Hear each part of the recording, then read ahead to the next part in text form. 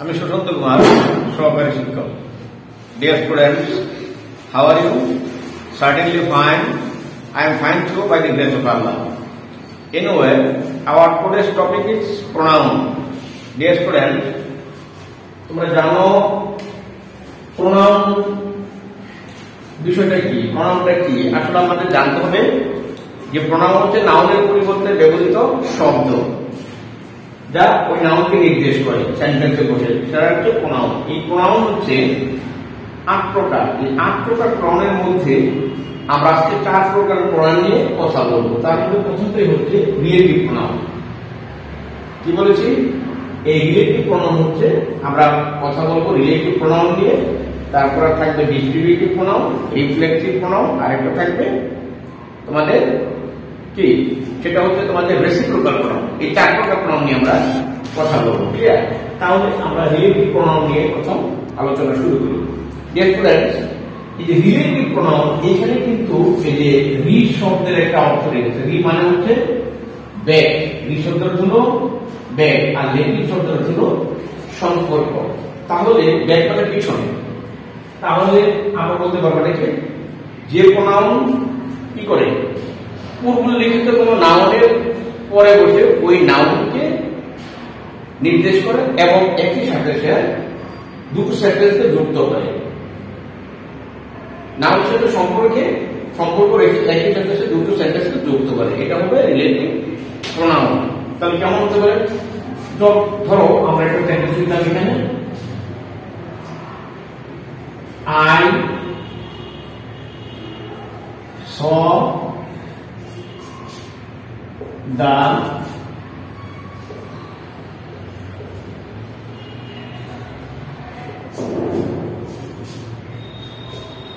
fisherman.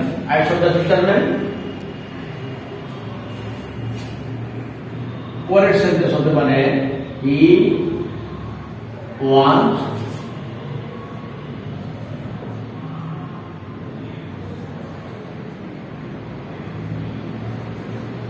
catching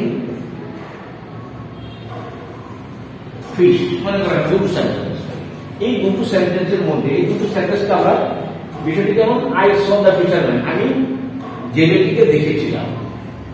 হি ওয়াজ catching fish, সে মাছ ধরছিল। আমরা এখানে কিন্তু এইভাবে দিতে পারি আই স এ ফিশারম্যান, হি ওয়াজ, এটাও কিন্তু আমরা দিতে পারতাম।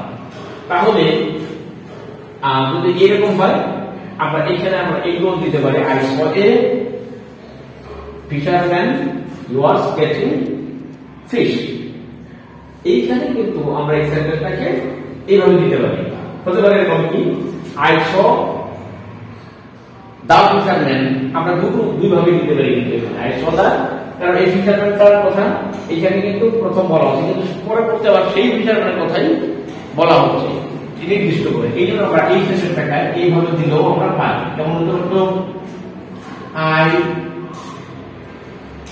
saw the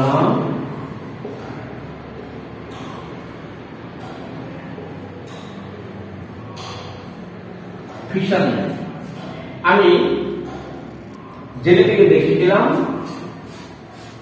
মানে জেলেটিকে দেখেছিলাম। who was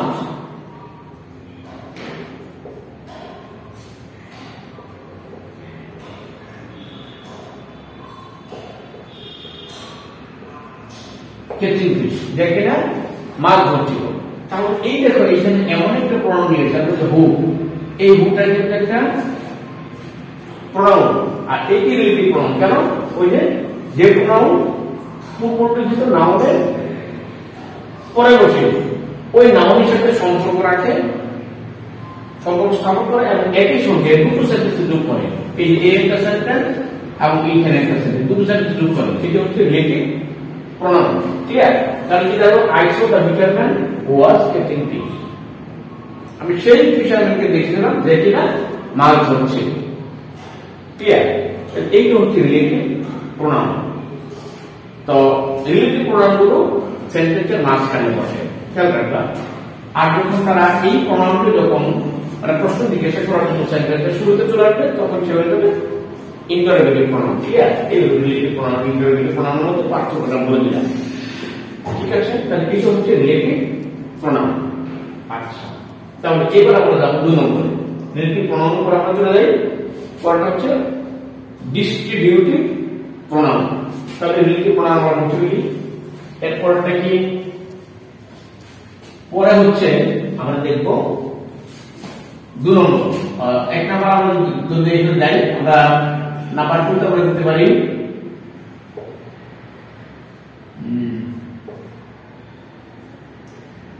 distributive, DUTI,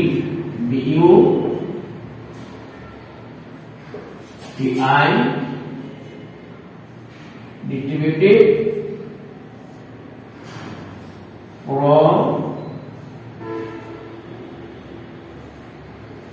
pronoun. আচ্ছা, ডিস্ট্রিবিউটিভ প্রনাউন, এখানে distributive প্রনাউনটা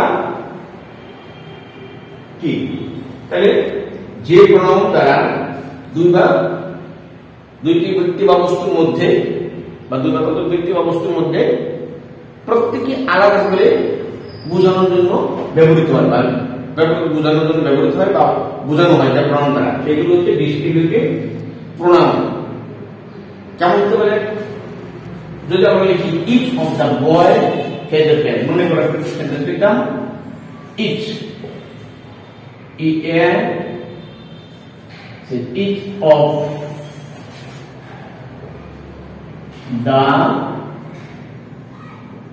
boy has a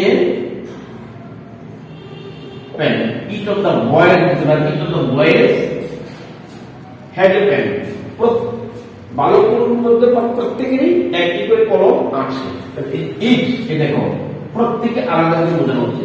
so it is distributive pronoun. আগে বলেছি কি, দুই বা ততোধিক ব্যক্তি বা বস্তুর মধ্যে প্রত্যেকে আলাদা করে বোঝানোর জন্য যে প্রনাউন ব্যবহৃত হয় সেটা হচ্ছে ডিস্ট্রিবিউটিভ প্রনাউন। ক্লিয়ার? হতে পারে এরকম আরো, যেমন either of the two parents will do, মনে করো কি হতে পারে একটা সেন্টেন্স, either either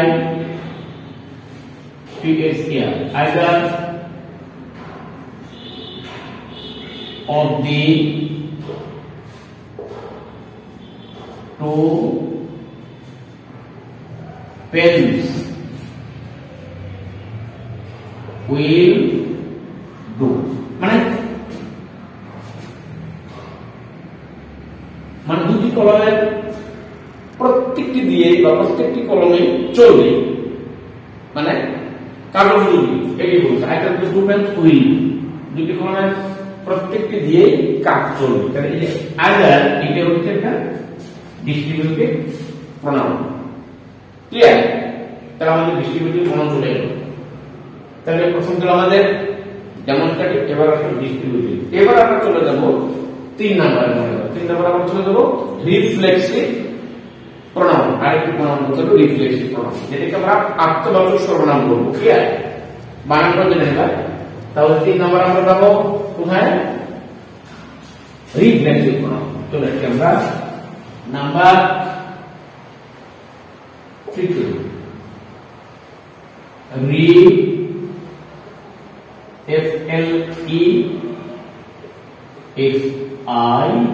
রিফ্লেক্সিভ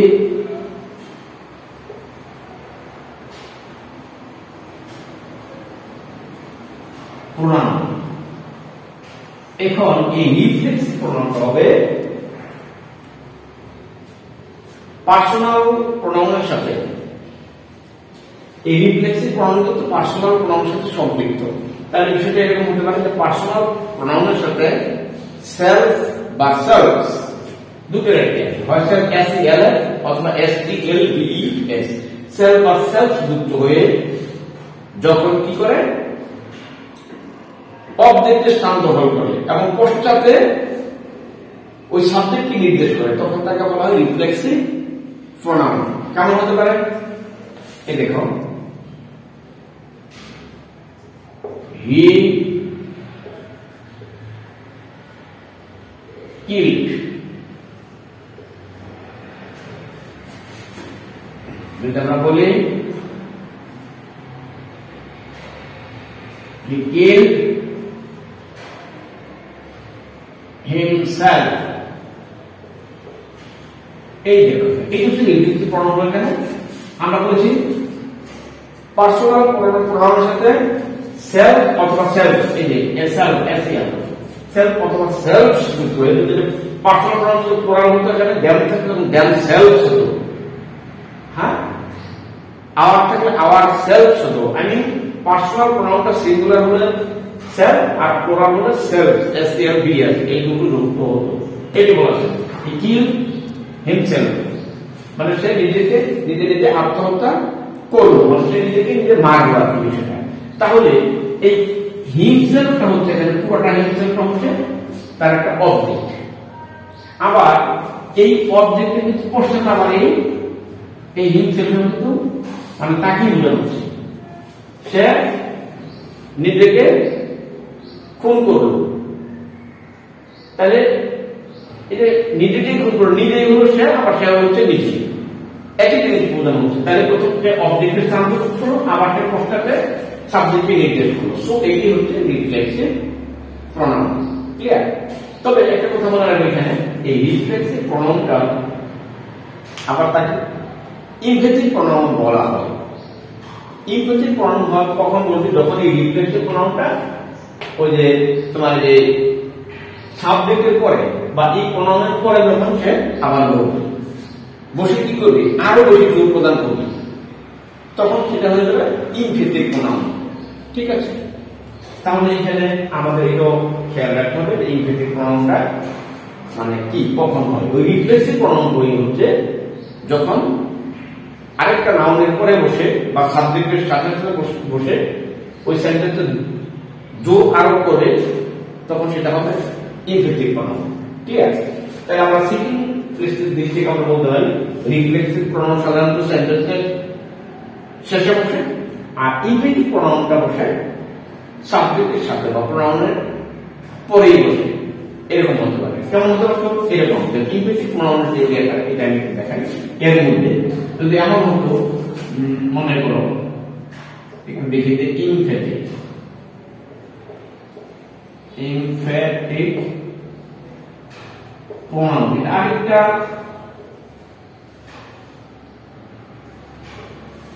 এটা এমন হতো আই মাইসেলফ। ধরো আই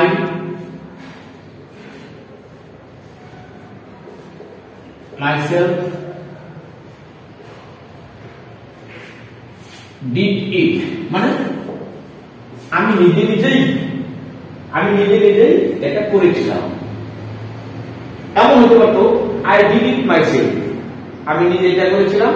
আর যখন ওই মানে এই প্রনাউনটাকে যখন মানে তার সাবজেক্টের সাথে নিয়ে আসবো, তখন হয়ে যাবে আরো বেশি জোর দিয়ে বলা যাবে এটাকে আই মাইসেলফ ডিড ইট, মানে আমি নিজে নিজেই এটা করেছিলাম। এই এখানে এই মাইসেলফটা হলো এই ইনফেক্টিভ প্রনাউন। ঠিক আছে? তাহলে আমরা রিফ্লেক্সিভ প্রনাউন করব, পাশাপাশি ইনফেক্টিভ প্রনাউন আমরা আলোচনা করলাম। ডিয়ার স্টুডেন্টস, এবার আমরা আগাবো কি রেসিপ্রোকাল একটা প্রনাউন আছে, রেসিপ্রোকাল প্রনাউনের সাথে 3 নম্বর লেভেলটা রিফ্লেক্সিভ প্রনাউন দেখালাম। এবার আসবে আমাদের রেসিপ্রোকাল প্রনাউন। ক্লিয়ার? তাহলে এটা বুঝে ফেলি। এবার 4 নম্বর হবে reciprocal. Reciprocal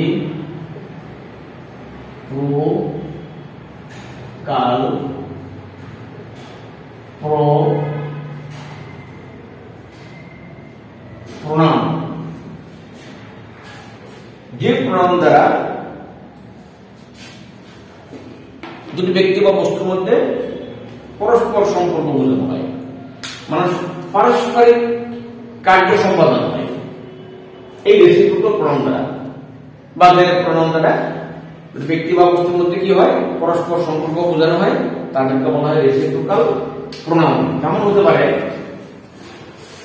the two boys বা the two brothers, the to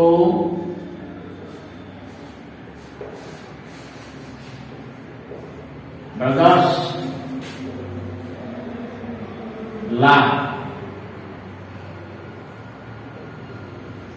each other.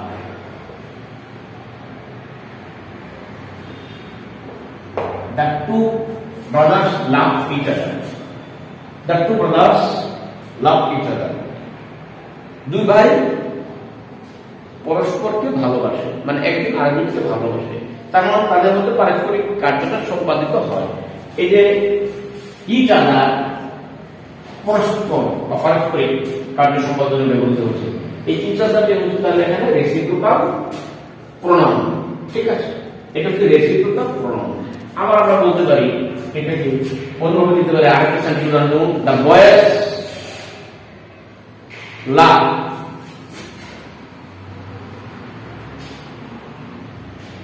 the boys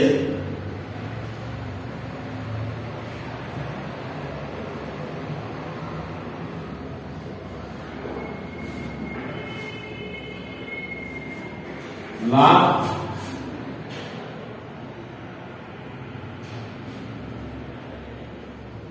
one another.